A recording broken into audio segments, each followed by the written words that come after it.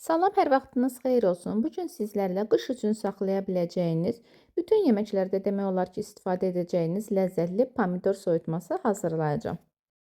Bunun üçün mən 5 kiloqram pomidordan istifadə edirəm.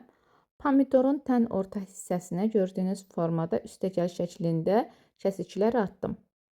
Kənarda qazanda qaynamaq üçün su qoymuşam. Su artıq qaynara düşəndə pomidorlardan 5-6 dənəsini qazana əlavə edib qapağını örtərək təxminən 5-6 dəqiqə ərzində yumşalmasını gözləyirəm.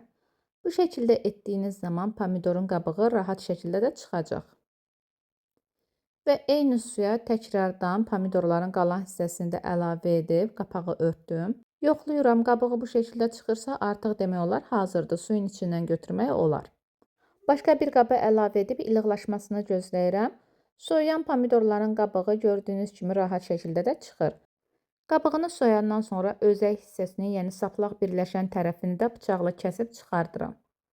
Pomidorun tərkibində artıq su çox olur. Buna görə də mütləq aş süzənə qoyuram ki, artıq suyu axıb getsin. Eyni qayda ilə hamısı bitənə qədər soyuram. Bir də onu qeyd edim ki, pomidoru qaynar suda gözlədiyiniz vaxt ocağın istiliyi aşağı dərəcədə olmalıdır. Yəni suyu qaynatmaq lazım deyil. Sadəcə temperatur olaraq çox isti olmalıdır. Dəyərli dostlar, videonu bura qədər izlərsəniz, bəyənib rəy yazmağı da unutmayın. Mənə də maraqlıdır ki, siz pomidoru əsasən qışa hansı üsullarla saxlayırsınız? Rəylər bölməsində paylaşsanız sevinərəm. Bundan başqa kanalımda qoyduğum videolardan dərhal xəbərdar olmaq üçün kanala abunə olmağı da unutmayın. Pomidorların hamısını eyni qayda ilə təmizlədim və aş süzənə gördüyünüz kimi yerləşdirdim. Təxminən 10-15 dəqiqə ərzində aş süzəndə saxladım. Qabda olan suyunu da göstərim. Bu qədər qabdan su çıxıb. Daha sonra pomidorları 720 mg-lıq bankalara yığıram. Daha böyük bankalardan da istifadə edə bilərsiniz. Bu sizin seçiminizə görə dəyişə bilər. Çox basa-basa yığmıram, amma çox da az yığmıram.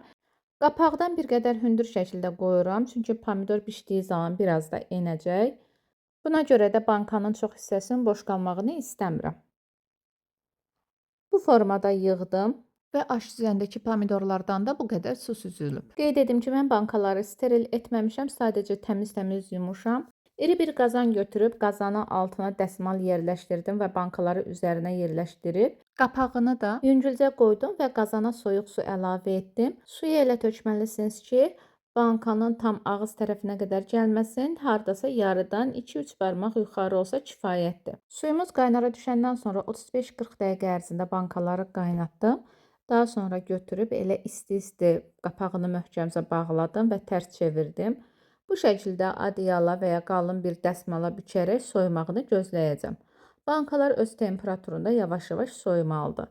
Bankalara duz əlavə etmədim, amma bu sizin zövqünüzə görə dəyişə bilər. İstərsəniz hər bankaya bir dolu çay qaşığı duz əlavə edə bilərsiniz. Qış üçün pomidorlarımız artıq hazırdır. Çox yeməklərdə istifadə edə bilərsiniz. Cığırtması super olur.